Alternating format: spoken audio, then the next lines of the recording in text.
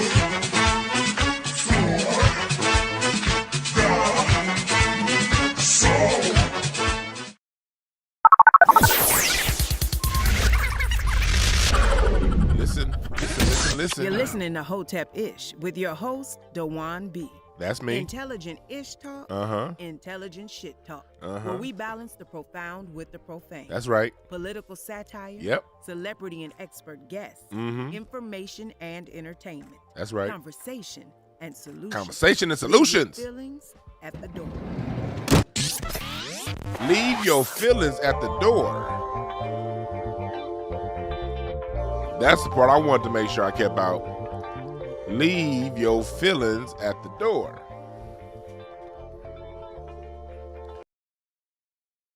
Here for people's feelings. Nobody cares about your musty feelings other than yourself and maybe your mama.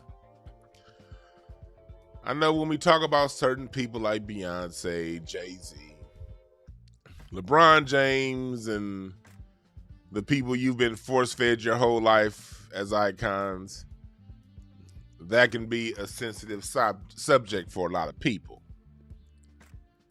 Let me get my preaching music on. We about to go to church. Salute to the chat room. Salute to everybody in here. But it's like when you talk about the people, the humans that people worship, it tends to be a very sensitive topic. Yes, I said worship, because y'all remember how it was when you was in church. Anytime you was around an old black woman that said, "Stop all that talking. You here in church to worship the Lord." It was always a Sister Deacons, Sister Mary. You here to worship. Stop all that playing. Worship the Lord. Anytime a black woman said worship, you knew she was serious about church. Anytime a black woman says worship, do not play with her in church. You will get that Bible knocked across your face. That shit hit harder than a Mike Tyson punch. We here to worship.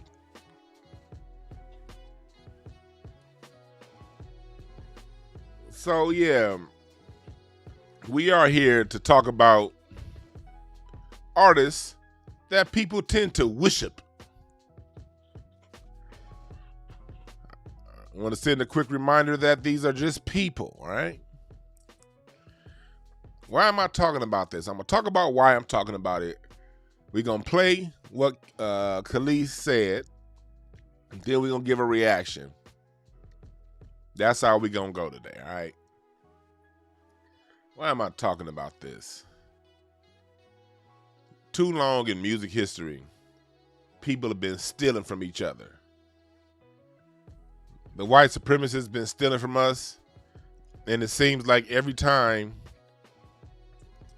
a black artist, not every time, but a lot of the times, a black artist gets into, a producer gets into a position of power, they tend to do the same thing that the white folks do to us.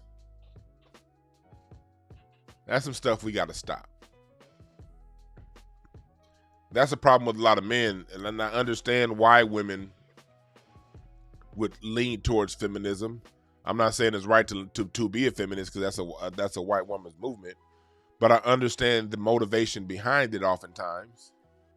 Because oftentimes when black men get in position of power, far too often black men turn into mini midget white men when they get into a position of power. That's not cool. I'm not saying it happens all the time. It definitely doesn't happen all the time. It just happens far too often. A black man get a little bit of power, he turned into a midget version of a white man. So I get women's frustration when it comes to that.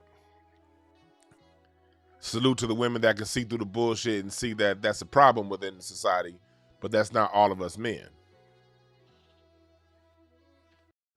When it comes to, go back to my interview with Bobby Rush, the legendary Bobby Rush over at Chess Records. He recorded at Chess Records. Let me give you an example. Going back to when this happened in the 60s through now. I'll give you a few examples. When he was recording at Chess Records in the 1950s and the 1960s, there were two white owners of Chess Records. And that's Leonard Chess and Phil Chess.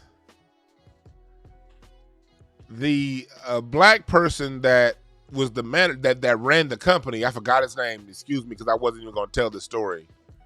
This is off the top of my head, but I want y'all to go back and listen to Mr. Bobby Rush say this himself because he was there. He told me the story. But Chess Records is where Muddy Waters, Bo Diddley, Chuck Berry, that's where they got turned into national fame. Well,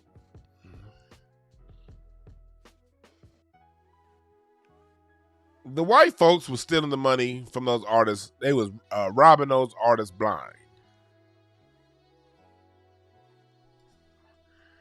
Let me see if I pull his name up.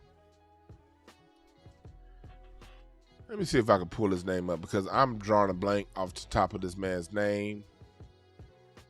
Was it Willie Dixon? I think it was Willie Dixon. Yeah, Willie Dixon. Willie Dixon. Was it Willie Dixon? I think it was. I don't want to say the name because I'd say go back to my interview with Bobby Rush. Moderators, if y'all have that interview up, post it in the chat room, please, because I don't want the second interview with Bobby Rush. In the second interview with him. Well, basically, when you look at a lot of Bo Diddley's music, he didn't get credit for a lot of the writing. One of the black record executives will put his name down as a writer on Bo Diddley's music. Bo Diddley, first of all, he didn't write down any of his music. Back then, he couldn't write. He just played it and sang it with no help. But Bo Diddley never received rights and money for a lot of his records because it was the black record executive that was doing his mini version of what white folks do and screwed him out of his paper.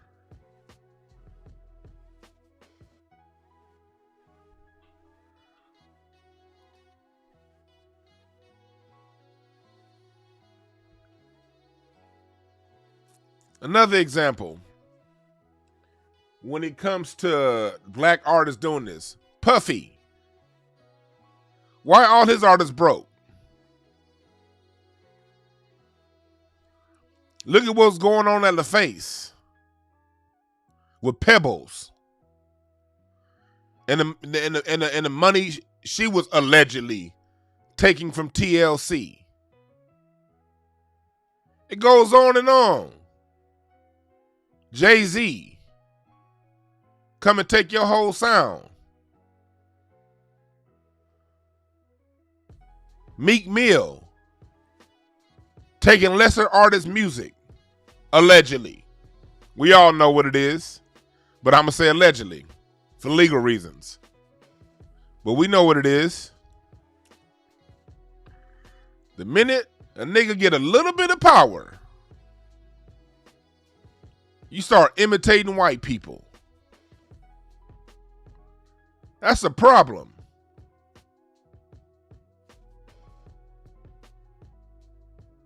B. Amos, that's a good point, brother. You can't trust a nigga named Willie. Yeah. My bad, bruh. My bad. You right. That's a good B. Amos. That's a good point. I should have known better. I should have known better.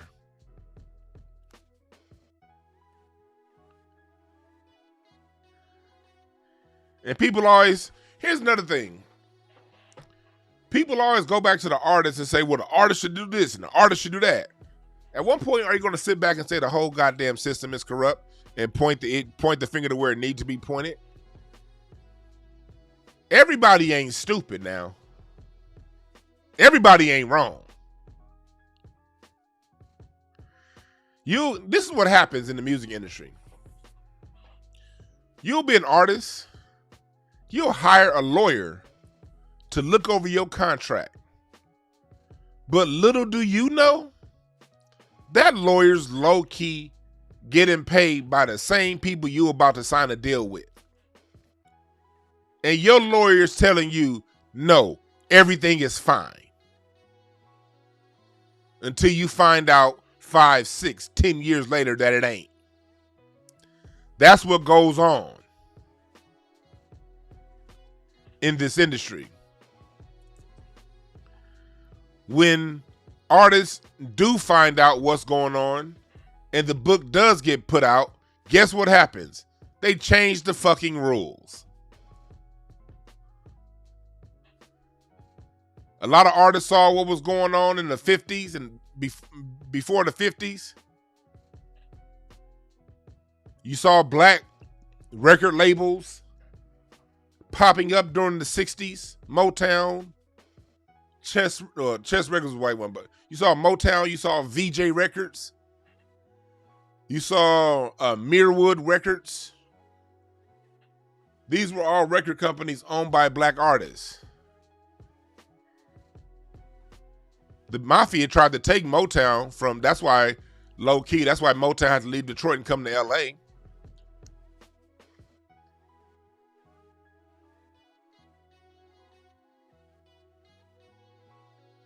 You saw that happen. They don't even tell you guys what happened to VJ Records. VJ Records, you know how they got out of business? They found the Beatles. Columbia Records didn't want the Beatles, so the Beatles signed with VJ, black-owned record label, 1962. VJ Records released Twist and Shout by the Beatles. And the Beatles' first 2 hits were released on VJ Records, a black-owned record company. Columbia saw that those songs were smash hits, so what did they do? They sued the shit out of VJ Records till VJ couldn't afford to fight anymore and had to go out of business. And Columbia got the music back. And you saw what happened throughout the 60s, and then as you get into the 70s, you see now you have Philly Soul, the Philly International Records. You got black-owned record labels popping about everywhere. Black people are starting to own the rights to their shit. What do white folks do? Buy up the goddamn record labels.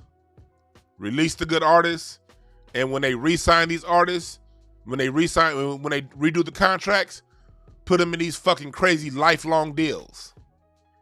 You got to release 10 albums. Yet the record company only releases 2. And you keep putting out albums, but the record company refuses to release the album. And they sit on the album. That's not what you originally signed up for. But that's what happened when that new ownership came through.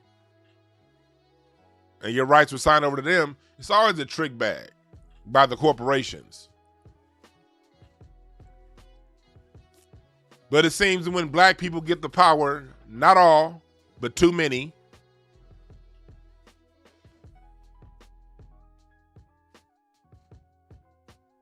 we screw over each other. And that's some shit we got to clean up.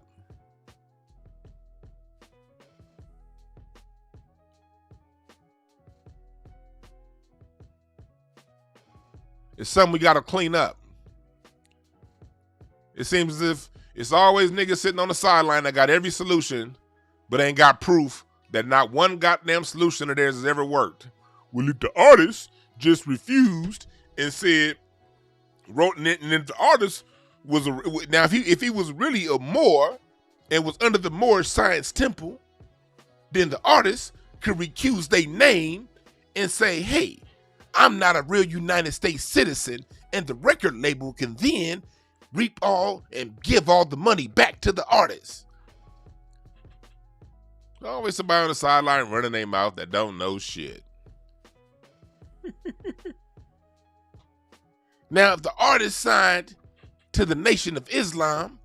And if Farrakhan had one of his lawyers look over the deal. Why do you think every time a black person figures it out, they change the rules? And usually the person that they use to coerce you into this is a black artist. They don't have the white guys in suits talking to you anymore. They got other niggas putting you in these bullshit ass deals.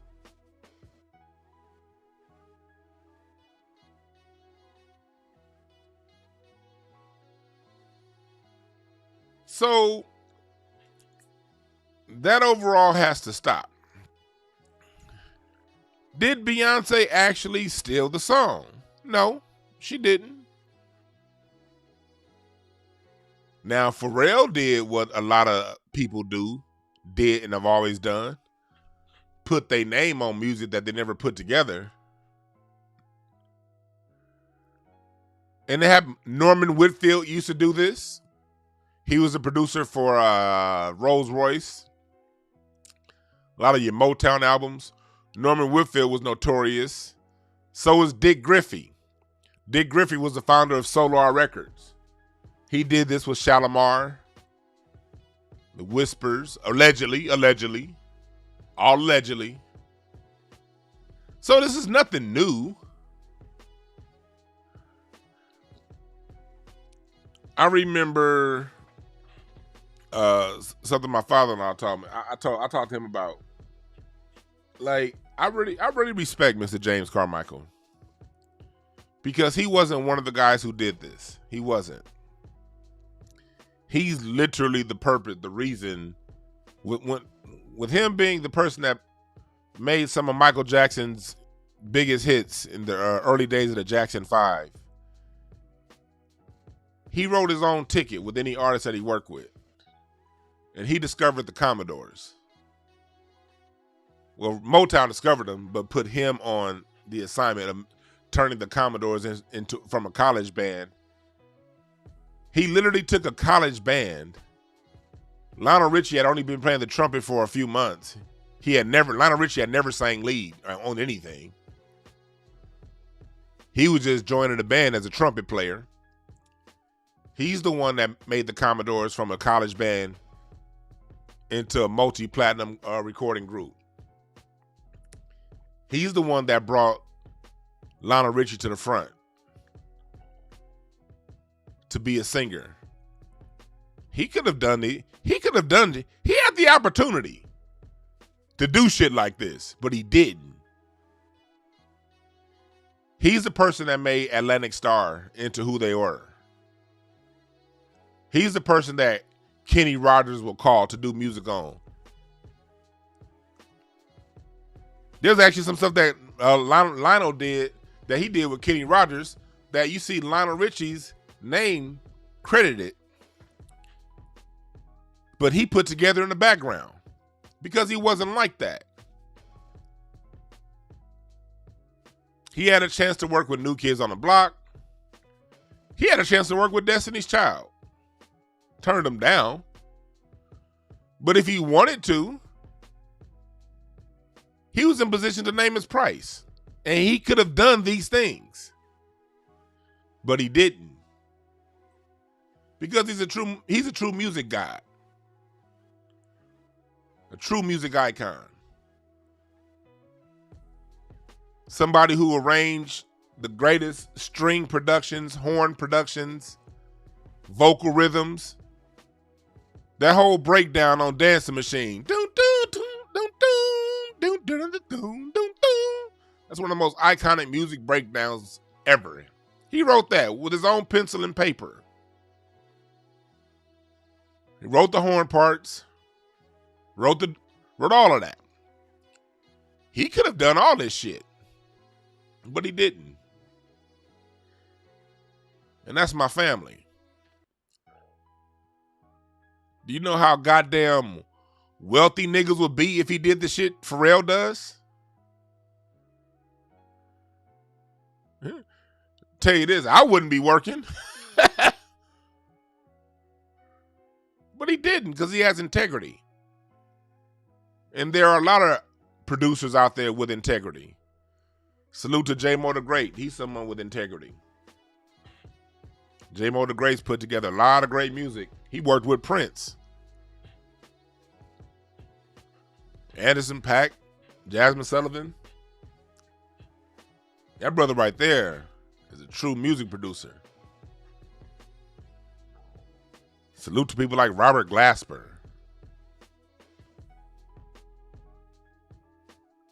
Yeah, Quincy Jones was a real one. So, the real artists and the real producers do exist. They're out there.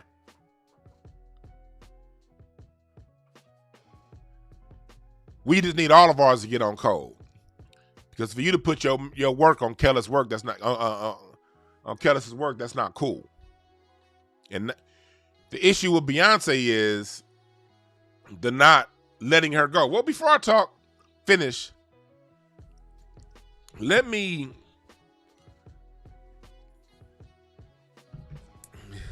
play for y'all. Let me see which one's with. Let me see which order they in. Let me play for y'all what she had to say so you can hear everything in her own words, what Kelis had to say. And let's listen to what Kelis had to say. And then we're going to get back to my loud talking ass. So just to add to my thought, well, here's the issue, okay? This is really not about Beyonce or anything else for that. The reality is, okay, and I said what I said, so. Wait, no. That's the second video. I'm going to play the first one first. So just to add to my thought. No! God damn it. Was it this one? So I just got off stage, but Here it is. Okay, so I just got off stage, but I got off and I saw these retarded comments, so let me just respond. There were some good ones too, but, you know, we'll get to those after. So here's the first thing. My hair is cute. Here's the first issue, okay? Number one, it's not even like I'm a human being, so I get pissed off and I get ticked off, right? I'm an artist, so I am, as Erica said, I'm sensitive about my shit. The reality is, okay, is that my real beef is not only with Beyonce, because at the end of the day, she sampled a record, she's copied me before, she's done it before, so have many other artists. It's fine, I don't care about that. The issue is that not only are we female artists, okay, black female artists in an industry that there's not that many of us, right? We've met each other, we know each other, we have mutual friends, it's not hard, she can contact, right? Ash Nico, who's what, 20, she's a young white girl, she reached out when she freaking, like, it's just common decency, right? It's common decency, especially because, as so many of you pointed out, as though I don't know, but let me help you, okay? I know what I own and what I don't own. I also know the lies that were told. I also know the things that were stolen. Publishing was stolen. People were swindled out of rights. It happens all the time, especially back then. So it's not about me being mad about Beyonce. Everyone's like, you're all sheep. And I'm talking to the people who are obsessed and blind, just like, oh, like, it's so dumb. It's so ignorant. It's so ignorant. She's one issue because it was stupid and disrespectful and she should have at least reached out. But the real issue is the fact that the people like Pharrell and like Chad really is like an amoeba and just, he's spineless. It's a miracle he can keep his neck up. But Pharrell knows better. This is a direct hit at me. He does this stuff all the time. It's very petty. Very, very, very. And the reality is that it's frustrating. I have the right to be frustrated. Why? Because no one had the human decency to call and be like, yo, hey, would like to use your record. Which, by the way, the reason I'm annoyed is because I know it was on purpose. This is not like they were in the studio and it was, no, this was an on purpose direct hit, which is very passive aggressive. It's very petty. It's very stupid. And I'm going to say what I have to say. I don't mince my words. So all of you Beyonce fans, knock yourselves out. I'm not mad like that. It's not about me being jealous of someone using my song. That's the dumbest, most ignorant thing I've ever heard. Like, grow up. I was not thinking about her or no one else. Not even on no shade, just not thinking about living my greatest, best life, as I always do. So it has nothing to do with that. It has to do with the fact that from one artist to another, you should have the decency and the common sense and the courtesy to call, reach out, a manager, an agent, anybody, just to be like, yo, heads up, this is what we're thinking, this is what we're doing. Even if you're going to do it anyway. Just common decency. Like I said, it's happened before where people at least had the wherewithal to be like, yo, using your record, we understand that like Pharrell totally swindled you out of your stuff. Just want to give the respect because that's what you do, right? No, that's not what happened. So grow up, okay? I don't mince my words. I say exactly how I feel, when I feel it, how I feel it. I don't care who likes it or doesn't like it. It is what it is. These are facts. This is not opinion, okay? These are facts. Salute. Now I'm about to play her second video, her follow-up to that. So just to add to my thought, here's the issue, okay? This is not about, really not about Beyonce or anything else for that. The reality is, okay, and I said what I said, so still all facts, okay? But the reality is that this is more about the fact that, like, there's a lot of hypocrisy and there's a lot of nonsense. So we've got Pharrell, who did an interview, I think last year, talking about artists' rights and how people should be able to rework their deals and artists should be getting credit for what they've done and all this stuff. Where in reality, when I was signed to him, I had the same manager that he had, and he has writing credits on my records, okay? All my singles, coincidentally. And he never wrote a song, a lyric a day in his life, okay? And so, yeah, that's a problem. Number two, we've got Beyonce, who, like I said, out of human decency and artistry and female, just all of the stuff she sings about, all this empowerment and stuff, I don't talk about it, I am about it, okay? So the reality is, all of this female empowerment stuff, it only counts if you really do it. If you're really living it and walking the walk. Don't just talk the talk. It's real cute and fun to sing all these girls' songs. Like, come on now. Let's be real, all right? And then thirdly, you want to talk about Pharrell saying, oh, because I'm happy. I'd be happy too if I was stealing all kinds of folks' publishing and rights to songs and all kinds of stuff. I actually really wouldn't be happy because it's evil. But the point is, okay, is that there's a lot of hypocrisy and someone has to talk about it and bring it up. And it just so happens that I was thrown in this. This is not like I looked for it. I was actually last night, I was posting on my Bounty and Full page, just doing my own thing. And then I saw one of my fan pages and someone was like, oh, that's a collaboration between B and Kelis. No, it's not a collaboration. It's called Thievery, because the collaboration, the definition of collaboration, it means that we are working together. There's no working together if you are not even checking to see if everything's cool. That's a problem, okay? I would never do that to another artist. For real. I never have, I never would. Why? Because what's the point? If I like it so much, why wouldn't I just be like, yo, I really like it. Can I use it? What's like, whatever. That doesn't happen, right? It's nonsense. Because some people, I don't know what they think. I don't even care. The point is, something has to be done about it. I'm not just going to talk about it. I'm not going to pop off all the time. I'm saying what I have to say because it's true, okay? But I do think that something needs to be done. It happens to a lot of artists. It happens all the time. And I think that really something needs to change. And this just might be the fuel that I needed to actually do it. Because honestly, I try to keep to myself and stay out of the drama. But if it keeps coming to me, what else am I going to do? And there's the problem. So I wanted to play it in long form. What it was, that's the issue. It's not that Beyonce stole her song. No. Beyonce stolen a lot of music in the past. You know, she tried that To the Left song.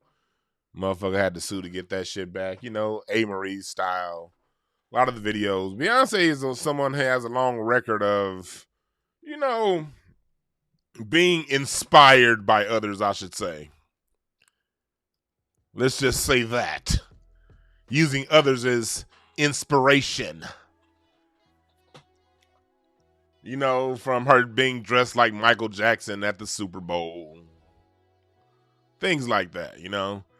The whole fake ass Lauren London on a horse pose for her album cover. You know, suggestive.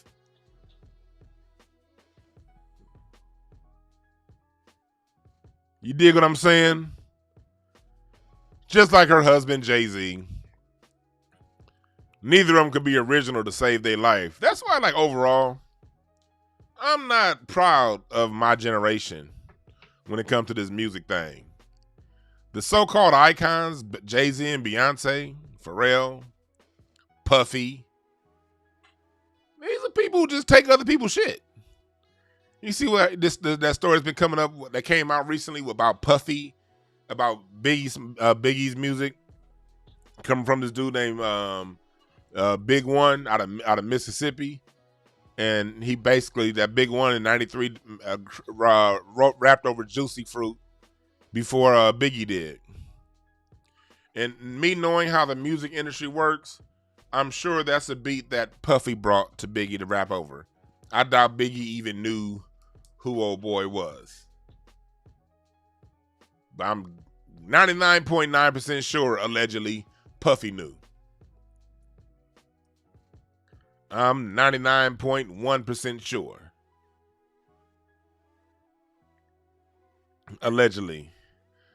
It's like the people who get the biggest shine from the people who I grew up listening to and as a teenager in my 20s. They're all thieves. No originality. Meanwhile, we got producers from back in the 70s that don't nobody know that created some of the most timeless music scores. David Porter and Isaac Hayes, Leon Ware, Hal Davis, Paul Reiser, James Carmichael, Gene Page. These people used to create original compositions with full orchestral arrangements behind the music. We don't know who they are. You got artists that had great music back in the day that got shuffled over that would still be producing good music had the music industry not ran them off the road. Stephanie Mills. Goddamn, you go down the line. Gene Carn, the Jones Girls, the Emotions. They never stopped making good music. They just got pushed to the side by the record industry. Phyllis Hyman, Vesta.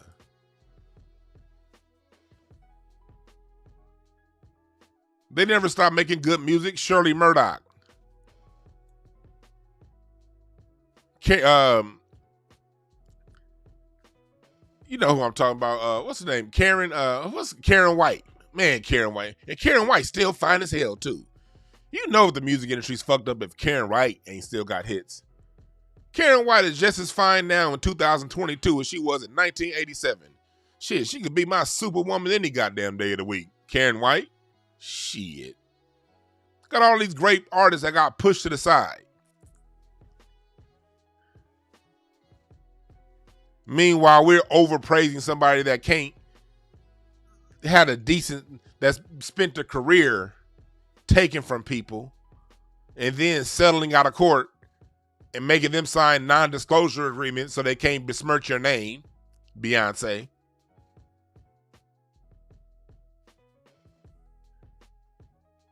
You'd be hard pressed to find that video she had on YouTube a few years ago. That was going on YouTube about Beyonce saying, y'all better hide y'all shit because I'm stealing.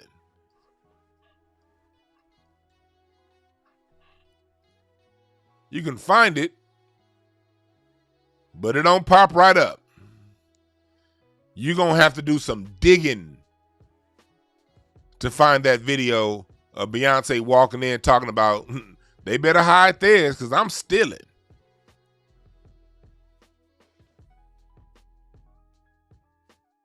Oh, yeah, but how did I forget Patrice Rushen? Thank you, Derek Bailey. Patrice Rushen is a goddess. I'm going to go see her in Lamert Park at the end of August. She composed, that's a composer right there. Where there is love, you don't have to worry. 'Cause where there is you, you'll find love in a hurry. I love that song. Patrice Rushen told us to be love. Because where there is love, you won't have to worry. Because where there is you, you'll always find love. She was saying if you want love, you have to be love. That's a goddess right there. Patrice Rushen. Thank you for that message in your music. Go and look that song up. Where There Is Love by Patrice Rushen. It's a very short song. It's the only problem with that song. I wish you would have made that song about 2 minutes longer because it just feels so good with the movement. Aretha Franklin told us to have some respect. Shaka Khan changed her name to Shaka Khan to have true solidarity with being black. She didn't put a wig on at the Super Bowl. She didn't put a blonde wig on at the Super Bowl while she had the rest of her homegirls in Black Panther outfits while she wore a blonde wig. Hell nah. Shaka Khan said, no, I'm changing my name to Shaka Khan because I'm down with the people. God damn it.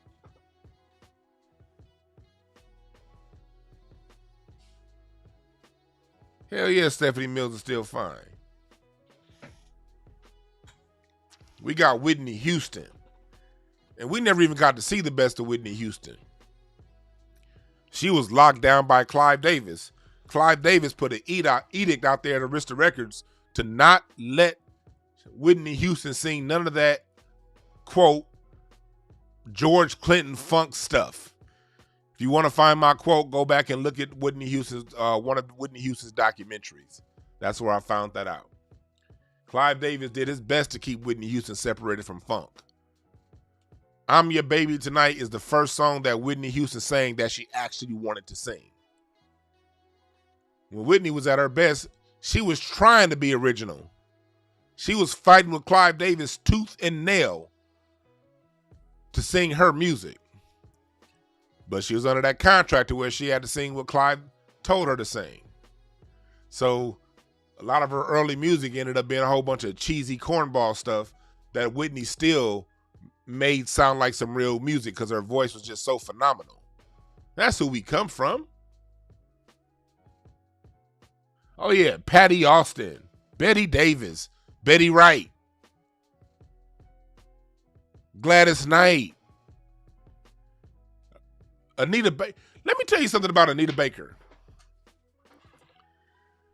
One of my quick story. One of my icons, somebody I knew, I know I'm going to bring his son, Mark Scarborough, on pretty soon. We just had a recent conversation about Skip Scarborough. Skip Scarborough is a songwriter I tell you guys about all the time. You know, he wrote Love's Holiday by Earth, Wind & Fire, Can't Hide Love by Earth, Wind & Fire. He wrote Don't Ask My Neighbor by The Emotions, Love Ballad by LTD. He also wrote Love Changes by Kelis. Changes. But he also wrote the song Giving You the Best That I Got. And he wrote that song back in the 70s. And he originally wanted that song to be for The Emotions. It just didn't work out. He shopped that song for 10 years. Finally got it to Anita Baker. He said when Anita Baker got those lyrics, she basically said, thank you, shut the door, and reworked that song into the magic that you hear now. I remember Skip saying, the song that Anita Baker turned that into, that ain't what he originally wrote. But it ended up being something that was 10 times grander than what he originally put down. That's how great Anita Baker fought. And shouts out to Freeway Rick Ross. Freeway Rick is the person that paid for Anita Baker's demo. Do you know that we probably would not have Anita Baker if it were not for Freeway Rick paying for her studio time to get that demo recorded? But that's a side story. Anita Baker came up at a time when music was going really plastic. Go back to the late 80s and listen to Howard Hewitt's music. That music was so plastic, it was good music for 1989, but by 1992, Howard Hewitt's career was for the most part done because everything sounded 80s. 80s had that very fake sound. Anita Baker, not only did she make her music original, she also fought to get that live sound in her music. And that's why her music is timeless, because she fought against the trend. The trend was have this drum machine and have some dude with a shag play a saxophone solo. Remember that 80s music, especially in the late 80s? It was always a goddamn saxophone solo in the song. The singer be singing, la da da da da da da. Then out of nowhere, here comes some dickhead with a shag. Like, what the fuck did saxophone come from? Every goddamn song in the 80s had a goddamn saxophone solo. And then we got to the early 90s, they replaced the saxophone solo with the rapping. Y'all remember R. Kelly used to rap for Public Announcement? It was always a rap breakdown when you got to the 90s. The saxophone solo was replaced by the rap breakdown. But Chapter 8 wasn't an official band, Brother Derrick Henry. That was one of those white producer bands like Change. Luther Vandross came out of a group called Change. It was a lot of European producers back in the 70s that would just put together music, and then they would bring in, like, they would just throw together a band or something like that for a project. Yeah, Chapter 8 is where her first release was a song called I Want to Be Your Girl, I think 1979. But Chapter 8 was never an official band. It was a producer run thing that was very popular to do back in the 70s and 80s. Same with Luther Vandross and the group Change. There was never really a group called Change. It was just a group put together for an album. But that's a side story. But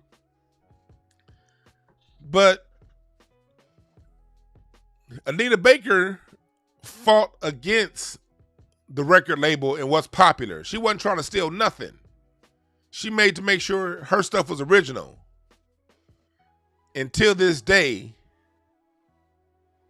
her music stands out. Jill Scott, original. Erykah Badu. Now, Erykah Badu does take a lot. She does. And she's still my favorite. But here's the difference. Erykah Badu doesn't hide it. Erykah Badu has a lot of Rory Ayers within her music. And if you listen to this group called Ramp, they had one album that dropped in 1977. You'll hear some Erykah Badu. You hear a lot of Erykah Badu in that group. But you know what Erykah Badu does? She brings in Rory Ayers to co-produce her music, to play on her music. She's not going to just say, hey, this is me, this is mine. No. I'm going to bring in the icon that inspired me. That's Rory Ayers on the song Clever on the on her album, that on the Mama's Gun album. That's Rory Ayers playing the vibes behind her.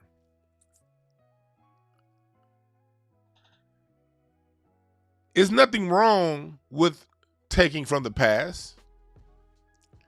That's okay. Because what it's done is it's given a lot of artists second wind. But you got to give credit. You got to ask. Better yet, actually collaborate with them. Putting down that you collaborated with somebody when you really didn't, you just taking their shit and being passive aggressive with it, that's cap.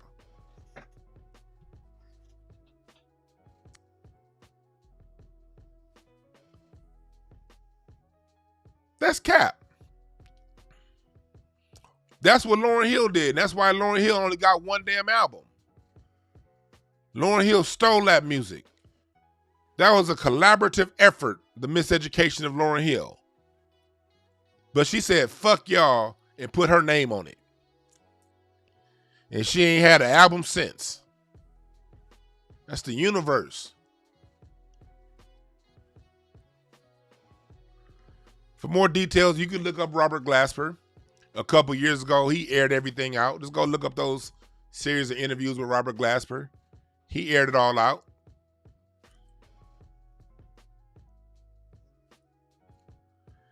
There's nothing wrong with collaboration. Is what you're supposed to do. That's good.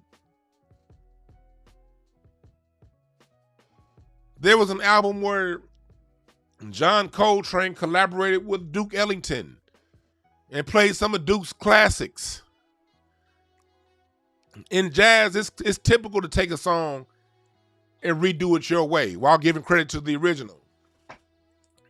C-Jam Blues is a song that you've heard a lot of artists do. It's a Duke Ellington composition. But C-Jam Blues is a song that you'll hear a lot of artists do. My favorite version of it is actually by Oscar Peterson. Take the A Train, Duke Ellington composition. A lot of our jazz artists since have done Take the A Train. But it's very clear, and everyone makes it very clear, that's Duke Ellington's song. Duke Ellington and Count Basie actually did an album together where both of their bands are playing. And they're playing each other's music. It's great to collaborate. Nothing wrong with it. But give people their credit. Let everybody eat. Let everybody get paid. Why should artists have to go and sue You got all these broke artists going around here doing their best, making good music, and now they got to go pay for a lawyer to sue. Now that the lawyer is going to take a third of what they sued for, or whatever. Now you making these lawyers rich because you don't want to be honest, because you want to be petty. That's some shit we got to stop in-house.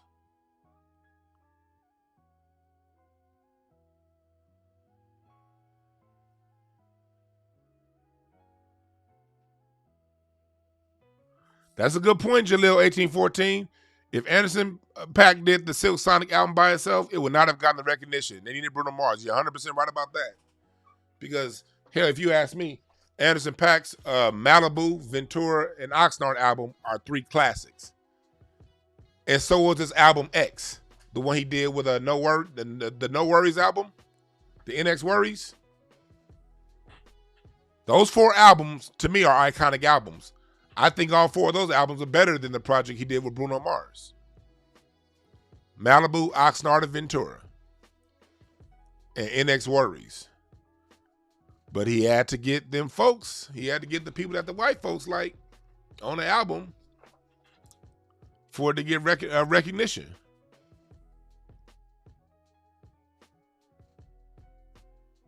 So, when it comes to people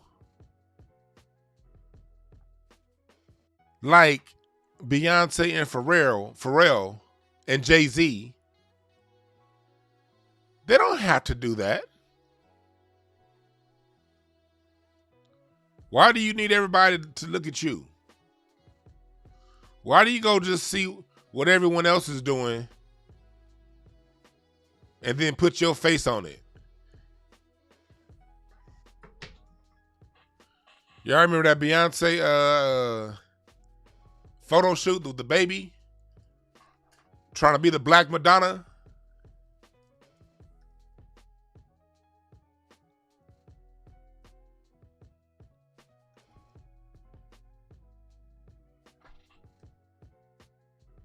Y'all remember that one? Which one was it? Let me see if I can pull that. I forgot the name of that picture. Let me see. Images.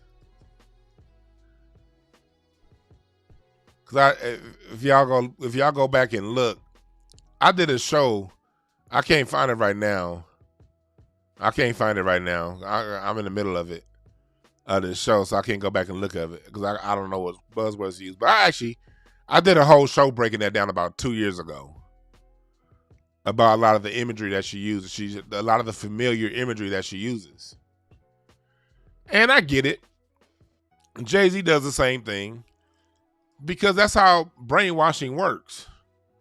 Brainwashing works through using certain imagery that your brain already recognizes and superimposing yourself on top of that. It's no mistake that Beyonce has a wild fan base the way she does. She has a history of taking iconic imagery, iconic dance moves, iconic dress, and superimposing herself on top of that. Similar to how the European does with holidays. Same shit. Same shit.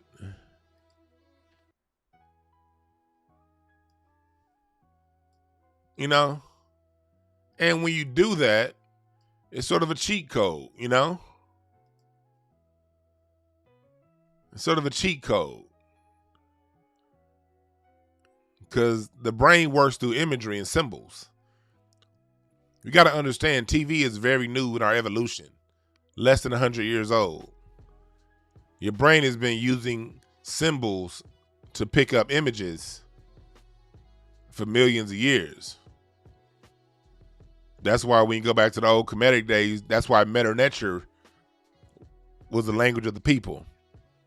Using symbols, using an eagle.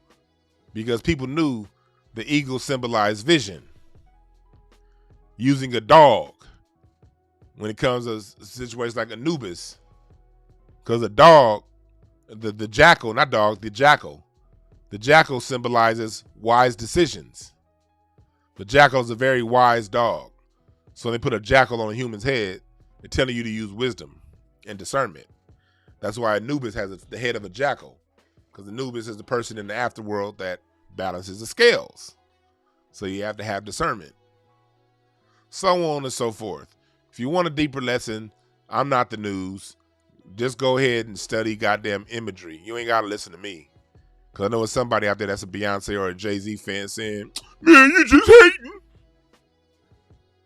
I know somewhere out there, somebody listening right now saying, man, and you probably smacking your lips when you say it.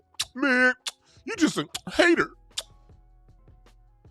Well, if you're thinking that, my response to you is, well, you just a dumbass because over here we think. But that's how the brain works. That's what happens in your TV commercials. That's what happens when Hove compares himself to God. And, and he takes beats, usually a Pharrell produced beat, that's already something of the past. It's usually Pharrell does a really good job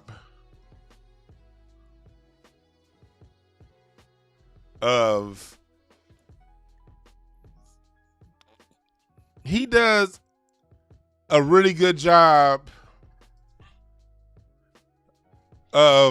intertwining music that you're familiar with in a song. Like on the song, I can't play it. Like, go back to the song Frontin'. You should stop frontin'. On the bridge of Frontin', he integrates Can't Help It by Michael Jackson. Doom, doom, doom, doom. Doom, doom, doom, doom. Very subtle. But Frontin' is a dope ass song. I love that song. But when you add in the bridge to I Can't Help It by Michael Jackson, oh, you just put in the sauce, the part that I need to jam to. I already like that. But you didn't put it right in my face. You just kind of integrated it in very subtly. And to people who don't understand, like who don't have the kind of brains I do, I just have a brain where I can just hear it right away. Most people don't. They gonna just be jamming like, oh man, Pharrell's the GOAT. No, it's really that bridge that was of Greg Fillinganes. That was actually Greg Fillinganes, because he's the one that changed. That song was written by Stevie Wonder. Can't Help It was written by Stevie Wonder. Had more of a Latin feel. But Greg Fillinganes is the one that gave it that doom, doom, doom, doom, doom, doom, doom, doom. Greg Fillinganes. Excuse Me Miss, a song by Jay-Z. Excuse me, miss, what's your name? Can I come? That's Luther Vandross. Can I take you out tonight? Luther Vandross had just sang that a year before on one of his hits.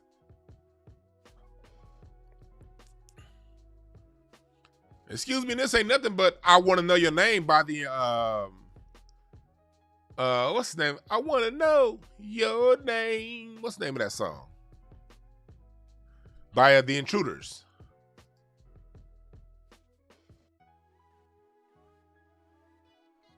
It's the song I Want to Know Your Name, reworked and rapped over into Excuse Me Miss. Same song. Same song. And yeah. So yeah, he did the same thing with Robin Thicke and Marvin Gaye.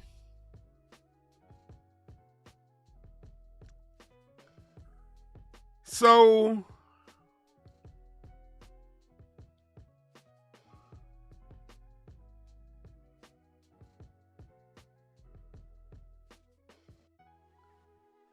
it's just one of those things. That's why I've never been a big fan. And I love, look, don't get me wrong. I still listen to Excuse Me Miss. I'm not going to not listen to that song. I think that song's a dope song. That song dropped when I was 21. I felt, I'm in college. I'm making money. Women are easy. That was a fun time in my life, 2002. Lakers were the champions.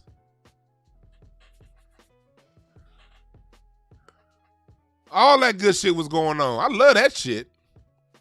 But I'm not going to let my love for a song. I'm not going to let my love when Front dropped in 2007. Man, I was driving in 2007 when Front dropped. I had just bought my Audi A6, 2007 Audi A6. Still had my house. Nigga, I was having fun in 2007. Nigga, going to I'm at All-Star Weekend.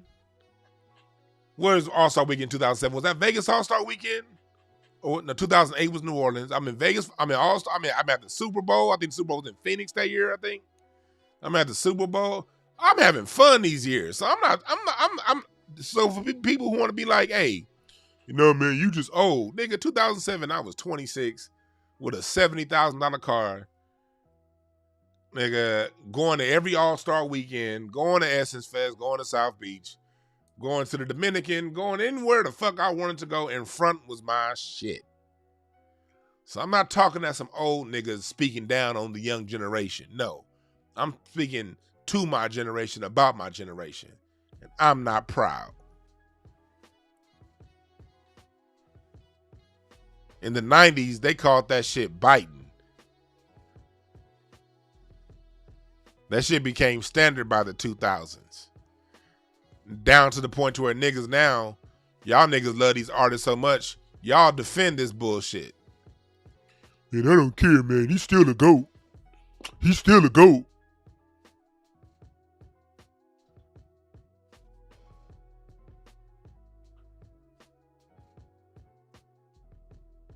Man, please. I didn't say Front dropped in 2002.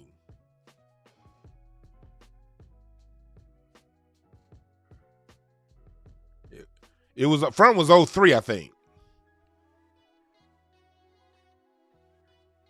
03 is when I got my first Audi. 03 is when I got my first Audi. I had two of them hoes. Life was a hell of a lot fun them days. Front dropped in 03. Y'all saying 02? I said it. It was 03. Did I say 03? Front was 03.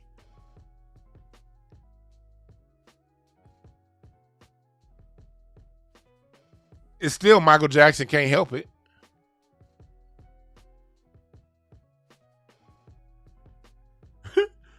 Hey, Kevin Wilder. Yeah. R. Harris, you like grown ass man using emoji.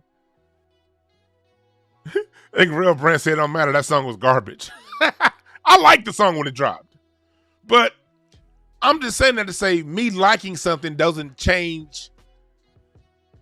make me not be objective as to what it is. It doesn't make me not be objective as to what it is.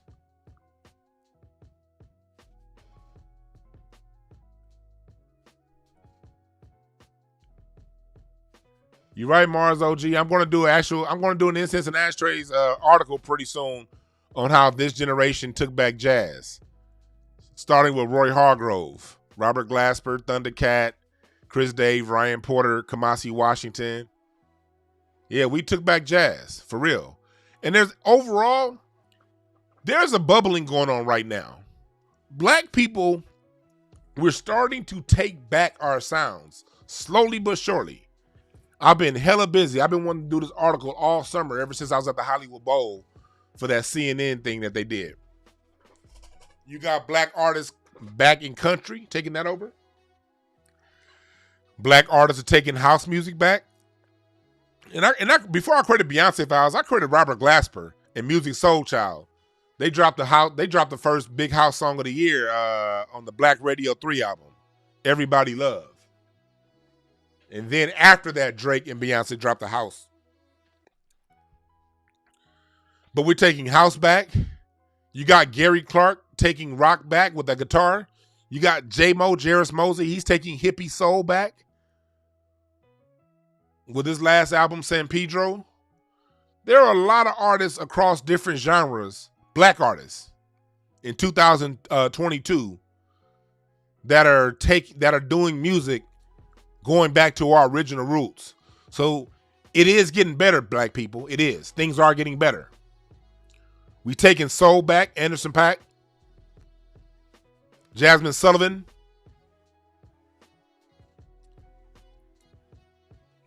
We're taking a lot of our genres back this year. It's a very slow bubbling movement. It's happening. It's an undercurrent right now that's going on in music. It hasn't hit the mainstream yet. Well, in some areas it's mainstream. But there's an undercurrent going on at this moment of black American artists going back. You have that little fat motherfucker Catfish taking the blues back. He only 25, but that boy been bluesy than a motherfucker since he was like 7. You got Corey Henry on that organ, bringing soul back, soul and funk. Go listen to Corey Henry. Them niggas is dropping it on the one.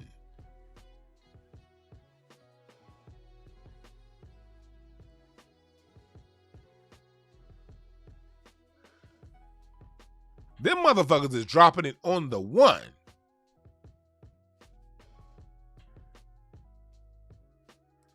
So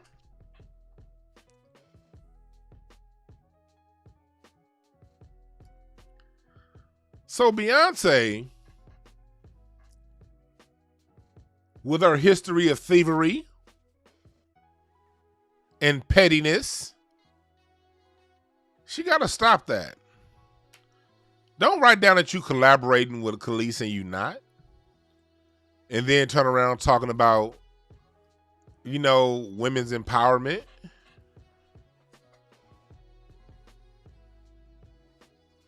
If you're going to be about women's empowerment, be about women's empowerment.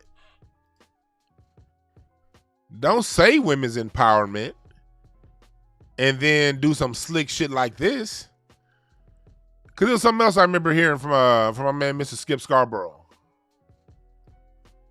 It was something else I remember hearing. I remember when he passed away, something that I was talking to his son about. He was talking, and here's the reason why that's important, that decency is important. Before Skip would let someone sample his music, he at least wanted to see what it was about. Now, Kelis in this situation, she didn't own the power to make the decision because Pharrell literally stole that from her. Off code.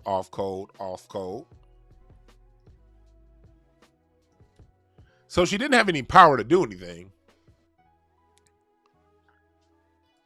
But the reason why it was an issue is because I remember some Skip Scar, but he would always say before he would approve of an artist uses one of his songs, he first wanted to hear what the song was about. Some certain artists, you may not want your song used in a certain way. Sometimes for the artist, it's not about the money. It's about the expression. And there are plenty of writers who will turn down use of a song if that song isn't being represented in the way they want their song represented.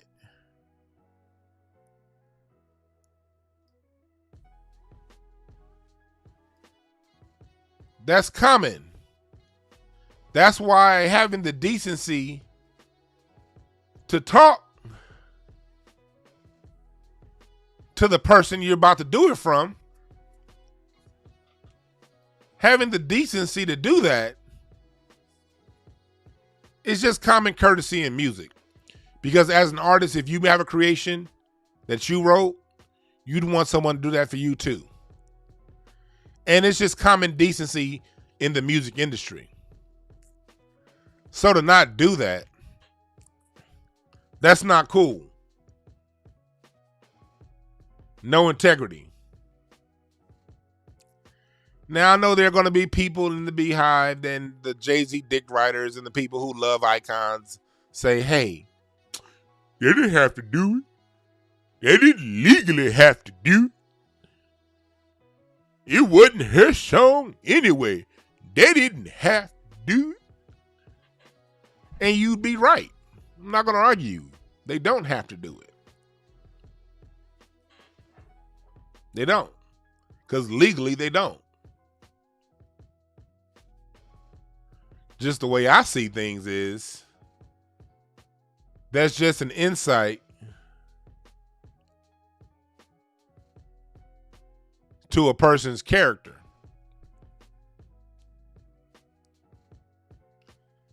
And you could take it or leave it.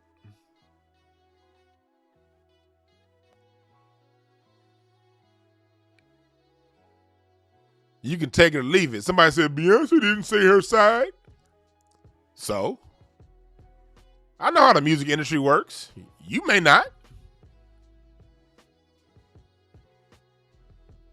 But I see the pattern of behavior of Beyonce. She usually says nothing. Beyonce's usual move is to take some shit and not say nothing. And if the other artist sues, pay them a bag and make them sign a non-disclosure agreement for the bag.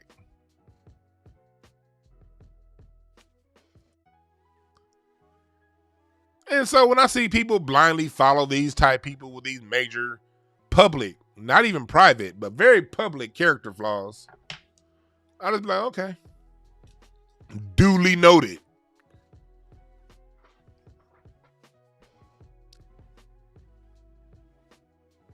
I'm not saying not to like their music. I can separate the artist from the music. If the song jams and you like it, ain't nothing wrong with that. I'm talking about people who defend this kind of behavior. What the fuck kind of person are you? Because I know Beyonce. If there are Beyonce fans in the chat room right now listening to me, and y'all like her music, but y'all like, okay, well, that's true. But I like her songs. That ain't nothing wrong with that. That's cool. But the people who defend this off-code behavior, that's what I don't like. Because there's certain things that we can do to clean up ourselves. And one of them will be to treat black people the way y'all want white people to treat black people. How about that?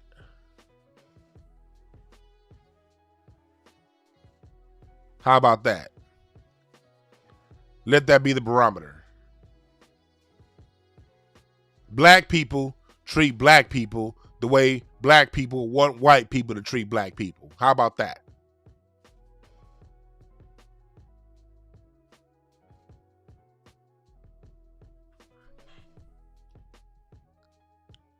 How about that?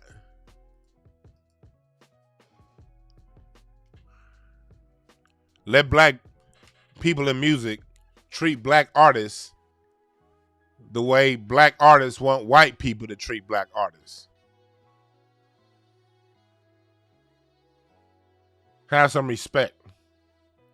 Have some integrity. That's what this is about. Music is precious to me. Artists that create this beautiful music that we all know, love, and enjoy, they deserve their credit. They deserve respect. We can't watch people openly shit on our music greats and be okay with it.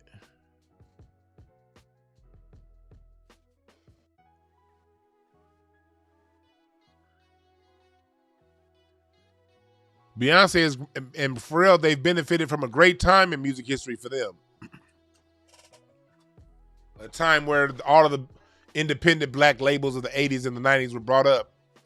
All the independent music stations around the country that were brought up by Sinclair Media and Clear Channel and ABC in these places, to where they now could dominate, an artist could dominate a whole era just by one decision up top. When only Sony and BMG are the ones distributing everything, that's the reason why you get a Drake song played twice an hour. It's the reason why Beyonce got so many Grammys and got pushed. Beyonce was pushed to the front at the expense of Kelis, Jill Scott, at the expense of a lot of other great female artists who didn't have the same backing. Drake was pushed on us. Another person that steals. Another person that takes what other people do and makes it his own and don't give him credit. Drake.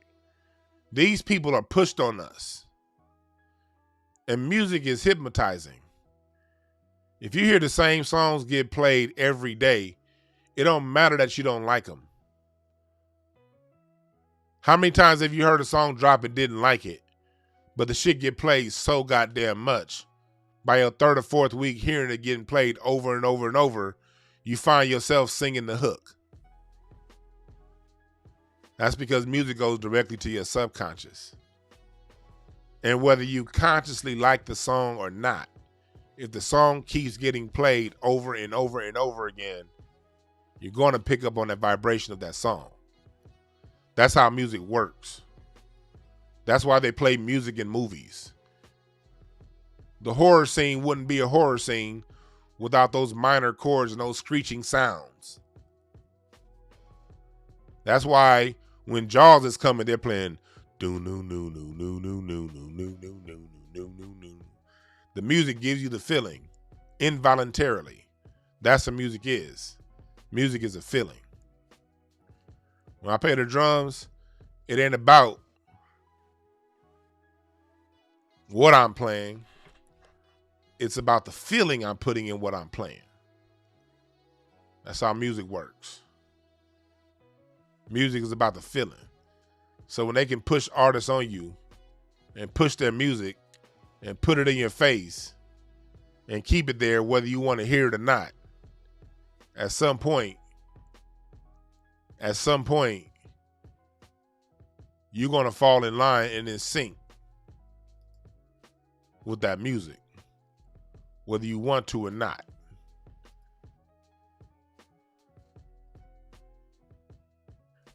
Oh, my live drum sample packs are going to be on swagsample.com very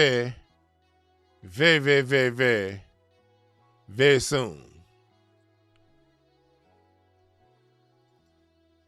Very soon. You will get my live drum samples on swagsample.com.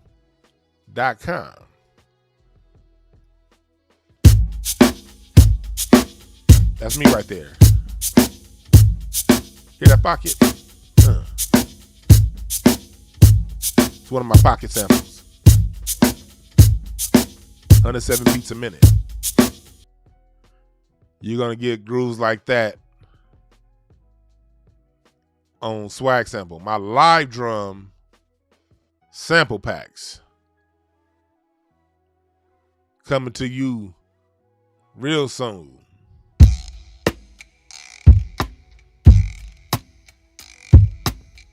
Yeah, hear that? Live drums, swagsample.com. Jerris Mosey, Grammy Award winning artist. Hey, look, I also got some I got some Afrobeat. For you Afrobeat niggas. Y'all want Afrobeat starting to become a sound of the day. That a lot of people starting to integrate this. The wave this summer has been a lot of house and Afrobeat. So I made sure to put some Afrobeat in my samples. It's one of my Afrobeat samples. That's me on the drum set. So yeah, swagsample.com. Those are coming real soon. I know what the fuck I'm talking about when it comes to music, nigga. I can identify some shit that was stolen from 10, 15,000 miles away. So that's what I'm dropping on y'all producers out there. Live drum samples. Layer your sound with my shit. And your shit gonna be fire. Vernon said that sounds better than the whole Drake album. So you producers out there, you know, make your beats. But make sure you layer your beats with my live drums.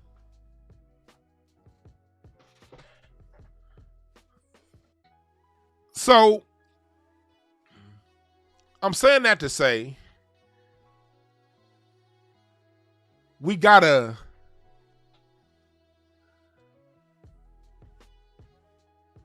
now FBA definitely do want to fuck with Afro beats. Yeah, look, he who thinks, remember this.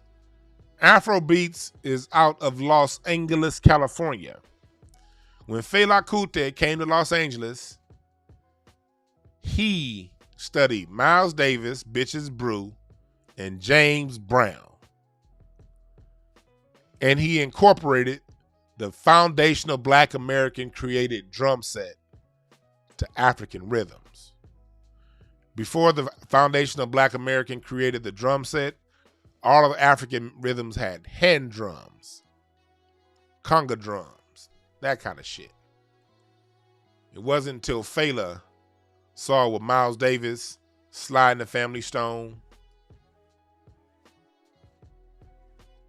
James Brown, when he saw what they was doing, that's when Fela came up with Afro beats. Afro beats is something that is foundational Black American instrumentation with African grooves. It would not exist without Fela coming and learning from the feet of the masters. You dig? So that's why I'm doing Afrobeat packs, because one, they're popular. That's like the wave right now. Two, so hell yeah, I'm making money off of it. I can tell the truth. Listen to my Afrobeats groove. That's me. You ain't gonna, man, shit. That's funkier than anything they gonna put together.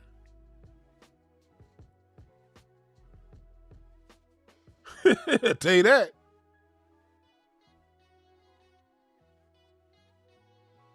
I tell you that. So hell yeah, I'm capitalizing. Shit. That's my ancestors that music come from. Anyway,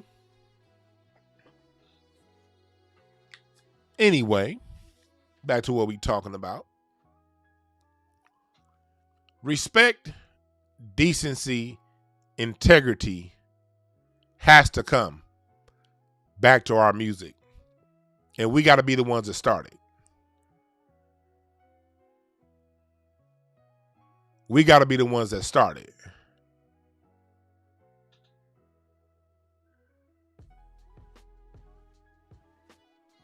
We can't be many versions of white supremacists. I always call, and I've said it, I did a whole show on this. Go back and look it up. I did it about a year and a half ago. Jay-Z ain't nothing but Black Elvis. Beyonce, she's Black Cher.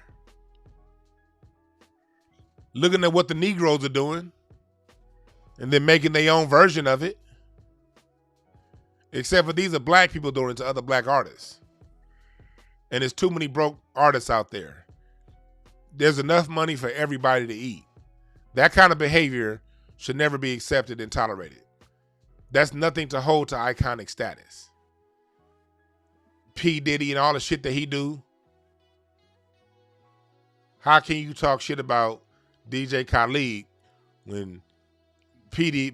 Diddy's the one that validated his ass and does the same shit? But we get mad when Khaled do it. And I don't like him either.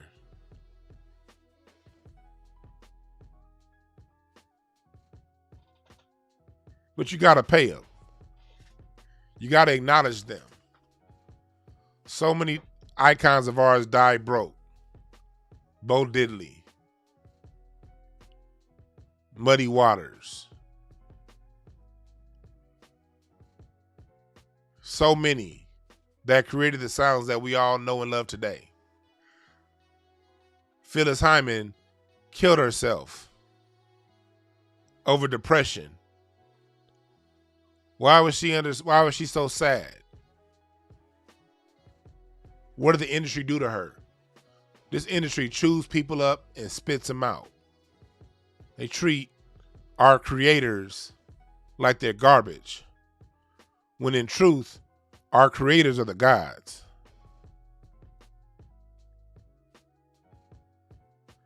Y'all be looking at athletes as the gods. These niggas are cool.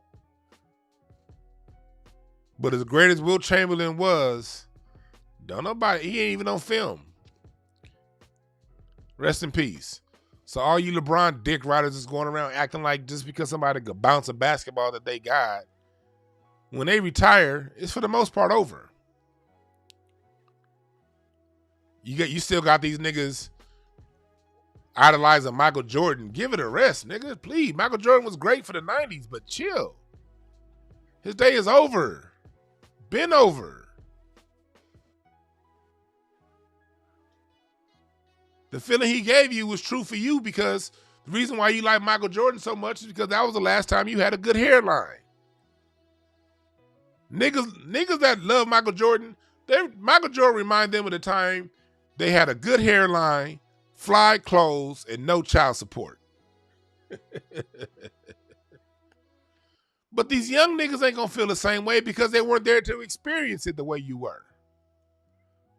Unlike music, a timeless song is a timeless song.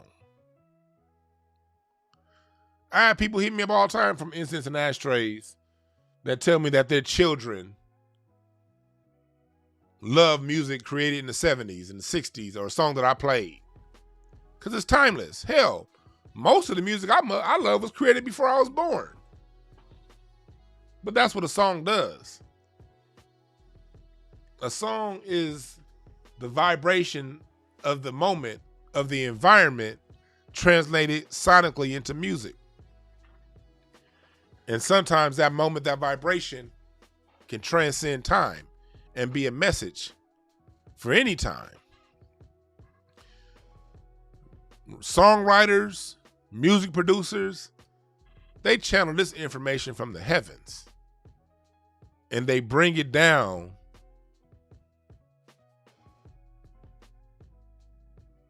for us to enjoy. These are the gods. But they get treated like shit. There will be no Eric Clapton if not for Johnny Guitar Watson. Eric Clapton is a straight up ripoff of Johnny Guitar Watson. We've seen white folks do this to us. But I don't want to see us do it to us. Come on, black people.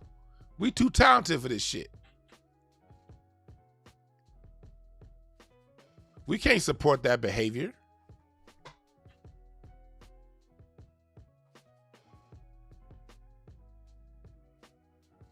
We can't support that.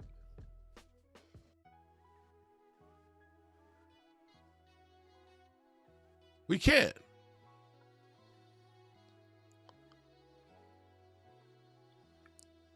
If you're an artist and you on top, give credit.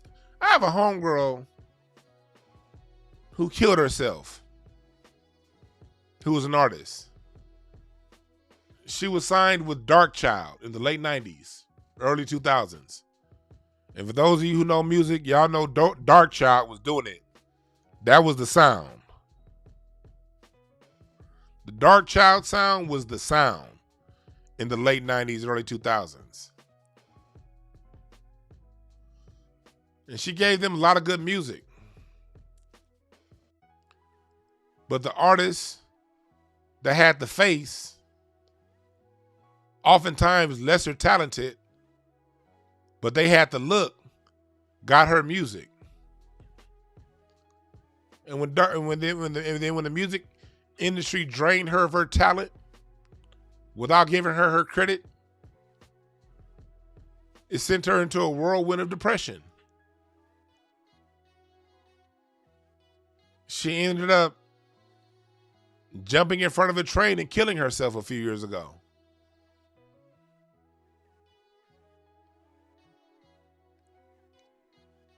It's real life consequences to this behavior.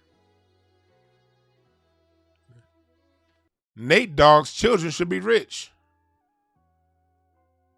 All the music that Nate Dogg made pop off, Nate Dogg's children should be wealthy. They not. Biggie Small's children should be wealthy. Not only did he allegedly take that song from the brother out of Memphis, whether Biggie knew or not, we will never know. I doubt he knew, but we'll never know. He's dead and gone. But he made a lot of money with that song. Why aren't his children wealthy?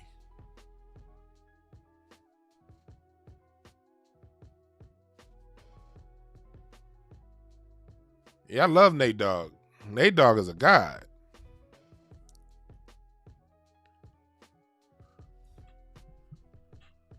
We got to clean this shit up in-house.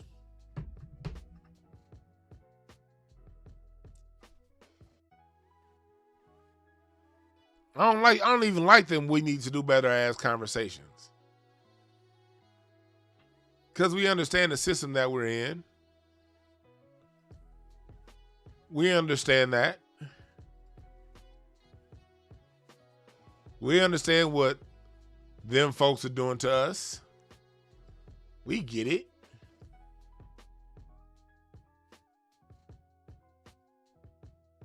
We get it.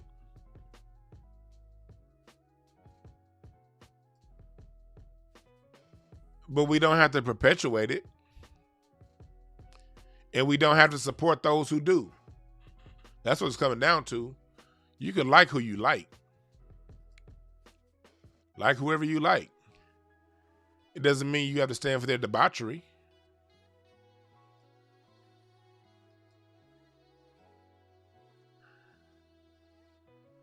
This is one of my soul packs right here. That's for the people out there. If you want something funky, for y'all producers out there, these sample packs are going to be live on swagsample.com in a couple weeks.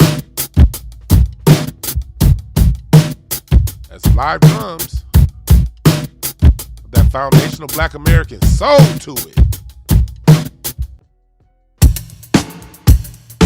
Some disco for y'all. Yeah.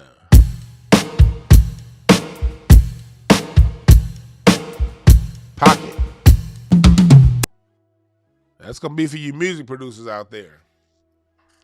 Swagsample.com.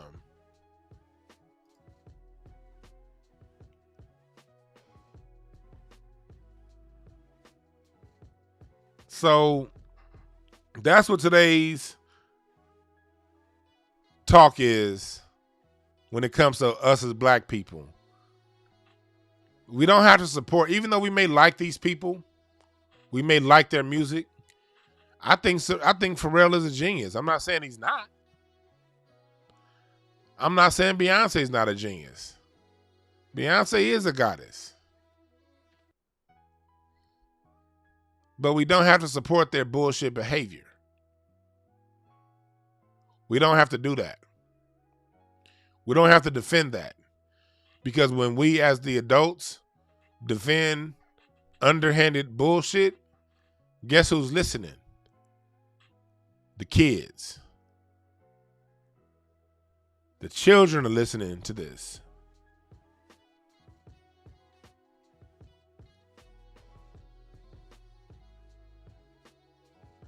Yeah, Mars OG, definitely make some tracks with those kids. It's going to be some pocket for you.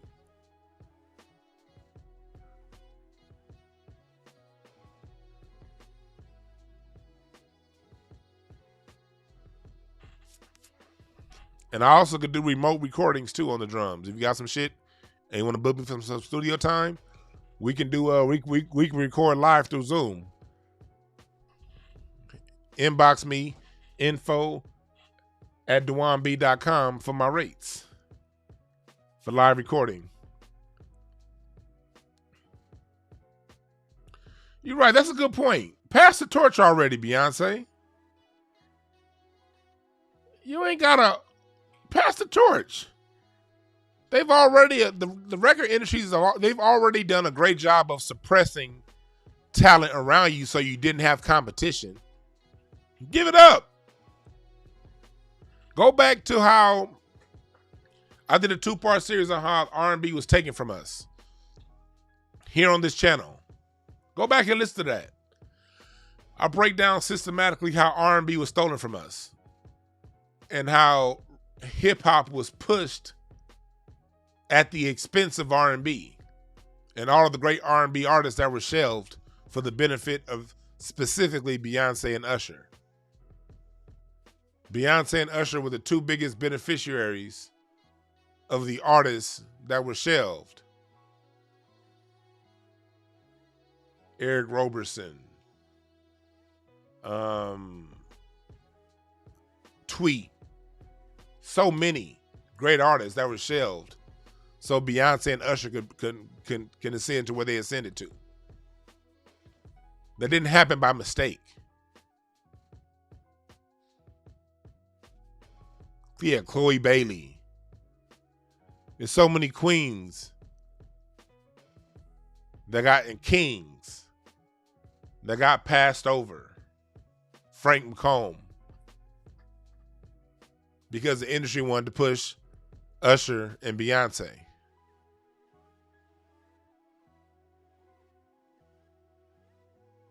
Marsha Ambrosia. Although I do not like Marsha Ambrosia's voice. She's still great. But she sounds like she's crying when she sings. Take me. Oh, I can't stand Marsha Ambrosia's voice. But I'm not going to take away from she's a great artist. My girl is Layla Hathaway. Layla Hathaway's career got suppressed so Beyonce's could get pushed. Raheem DeVaughn, his career got suppressed so Usher's can be pushed.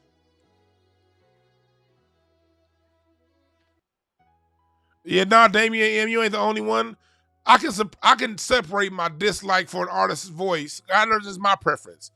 Marsha Ambrosia is a great artist. She is. But that crying, oh my God, after like that second, by the time I reached the bridge of a Marsha Ambrosia song, that's why I like it better when she was a Floetry, because the other girl, what's her name? I'm drawing a blank. Y'all help me out. I'm dyslexic. I don't want to say the wrong name. I like her more. They can go back and forth, but when it's Marsha Ambrosia by herself, I'll be like, God damn, stop crying.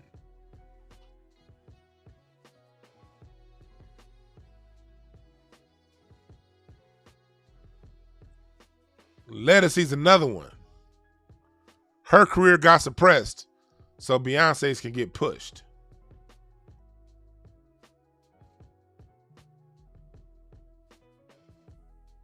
Yeah, Natalie Stewart.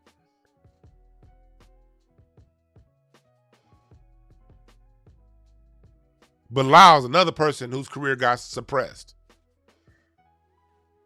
for hip hop. Me and Larry was just talking. Larry was just talking to me the other day about that second Bilal album that never got released.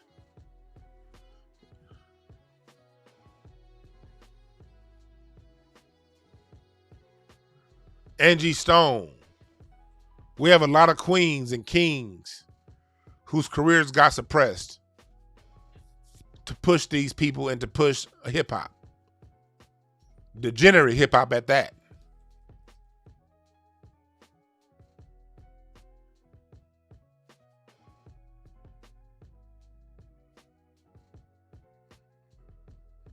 So that's what happened to too many of our kings and queens. And then from Beyonce and Usher, the shit fell way off after that. Then out of that, we get Rihanna. Why is Rihanna a thing? Her music should have never even been a thing. That's some of the most simplest, trash ass, bass level music you ever gonna hear. Chris Brown got talent, but he don't show it in his music. I'll tell you that much. Just bass level. I'm not even gonna sing. I'm gonna say umbrella, illa, illa, illa, eh. Get that old hooked on phonic song ass out of here. Illa, illa, illa, eh, eh. Is you sounding your vowels out, forehead good? What's going on? That's what happens when you suppress Ledisi and Layla Hathaway and Anthony Hamilton. And you separate the best music producers from the best artists.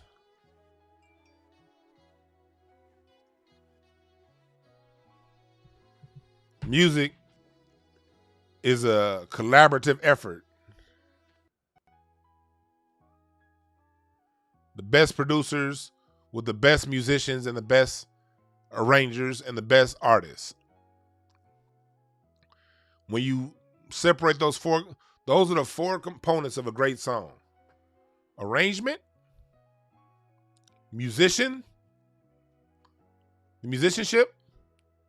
the production, and the vocal.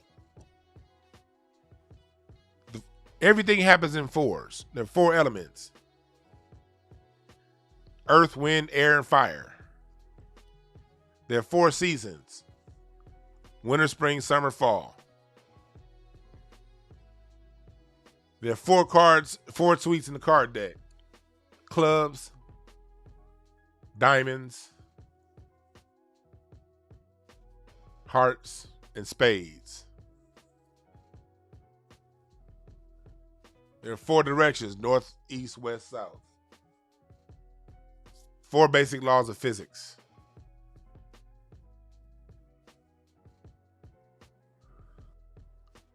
Real music has that four. Arranger, producer, artists, musicians. Those four coming together. And that's how music was done in the 70s. Back before them other folks got a hold to our music.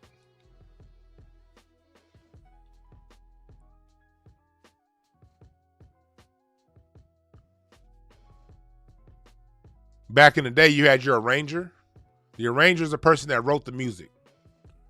Mr. Carmichael was an arranger before he became a producer with Motown. The arranger is the person that wrote out. Just go back and listen to music in the 60s and 70s. Almost every song has string arrangements. It's literally a full orchestral sound. You cannot compare 70s music to anything after. You can't.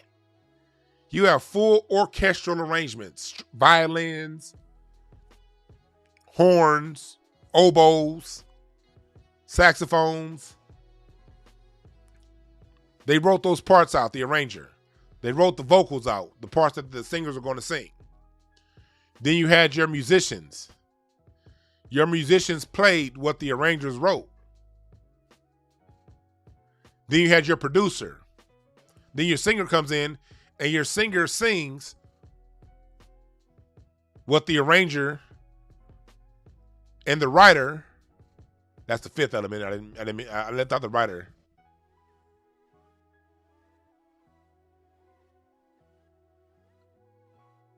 Your singer sings what the writer writes and what the arranger arranges. And your producer is the one that puts it all together. The producer decides, okay, is this song going to be a ballad? Is it going to be a dance song? Are we going to play it disco style? Are we going to play it in funk? Are we going to make it a waltz? Are we going to make it a swing? These are all decisions you got to make when a song comes out. We're going to play it at 69 beats a minute? Or is it something that feels a little better at 91? Or should we put the song at 6/8 instead of 4/4? No, that horn part doesn't work. Arranger, go back and rewrite a new horn part. Or that's the right horn part, but that horn player ain't playing, don't have the feeling I want on this horn part.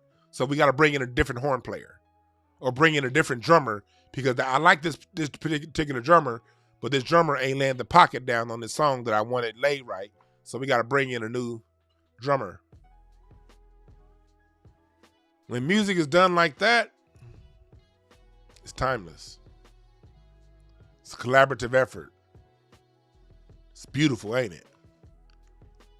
But when you get these artists that want to come around and say, I did it all, they don't even have an arranger no more. They just tell somebody to put together a beat.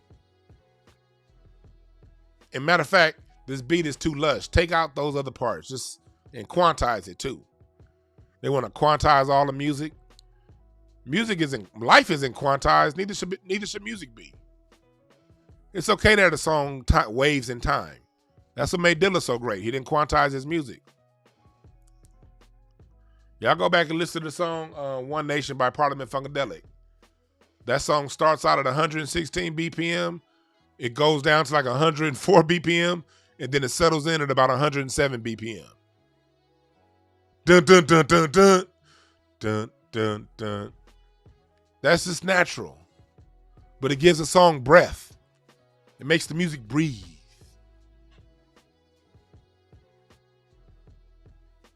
These motherfuckers done dumbed down our music, and we want to give them iconic. Not only do they dumb it down, they steal half of it. And you want me to give you iconic status? Hell no. Hell no.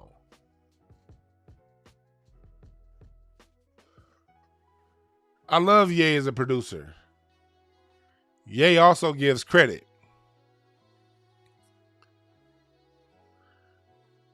Kanye gives credit. He doesn't take it and say it's his. If Kanye sampled a song, you know he sampled it.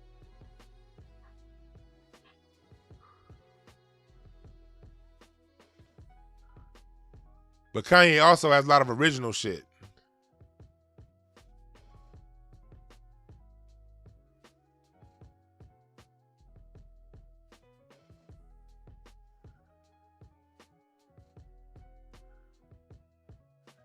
Yeah, Zay Banks do be telling the truth. But yeah.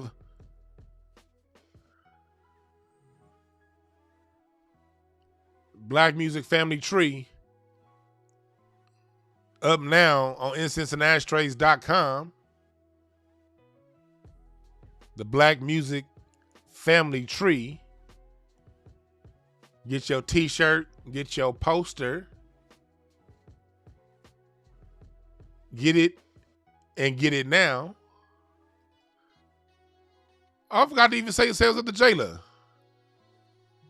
Jayla Baxter. Thank you, mods. Light the Mood candles. Jayla got some dope ass candles, man. These candles smell as good as they look. I guarantee you these candles smell better than they look. And look at this shit. This shit look like it got cereal in it. They look like cereal milk to a fat nigga. The shit is good. It smells great. Use my code WeSmoke22 for 40% off. Jayla Baxter. Her shit is dope.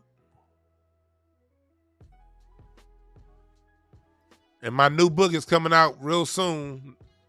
Y'all, I want to know which album cover to use. Y'all chose the album cover on the left.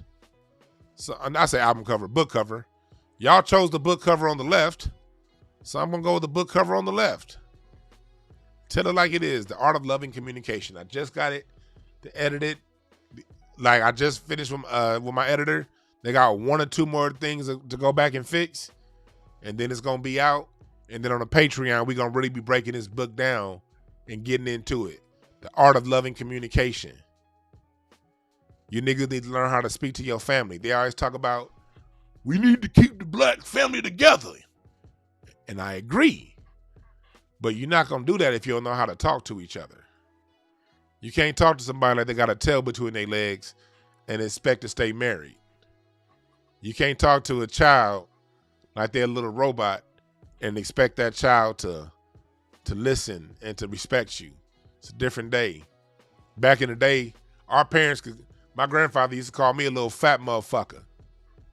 You could do that shit back in the day. But today's kids, they ain't taking that. They ain't like us. You got to approach them a little bit differently. So for those of you who want to speak in a loving manner, but don't quite know how to speak in a loving manner, this book is for you. I'm not just talking about the solutions. I'm writing the solutions. You dig?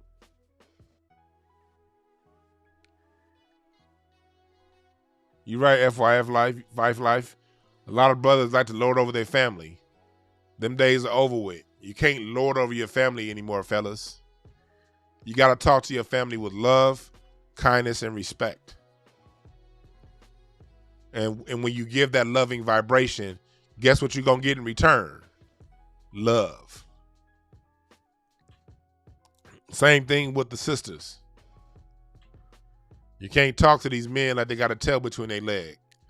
A lot of that feminist propaganda of the 90s and the 2000s got women thinking that they could talk to men like they talk to their sons. Shit. You better learn how to talk to your man if you want something from him. You can't just run around talking about something. I work at the city.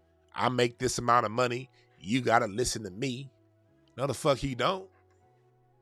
You better learn how to talk to that man. You better learn how to talk to them children. Yeah, those are your children, but your children come through you.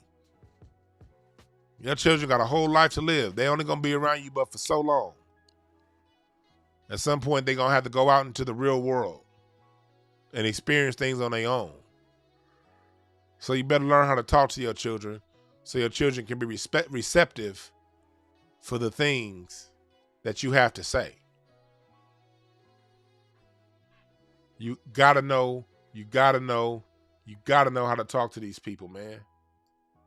We as a people, we gotta know how to talk to each other.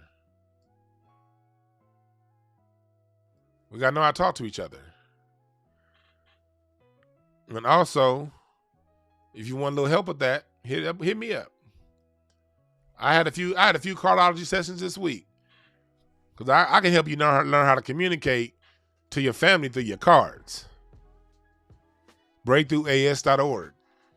I helped a brother with his son earlier this week. I was able to read his son's card, and his son's card was able to tell me how that boy communicates.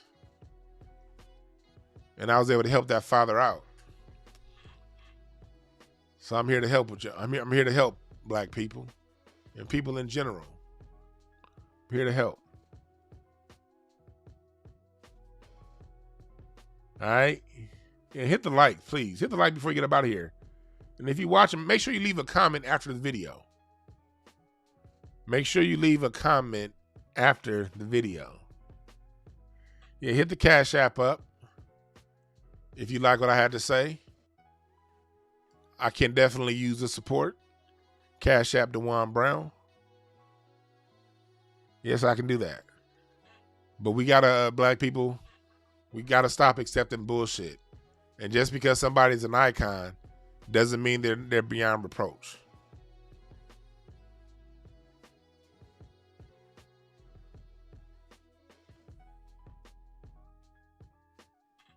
All right? And remember this. There are no perfect messengers, only perfect messages for those who are willing to pick up the game. My name is Dwan B. We out.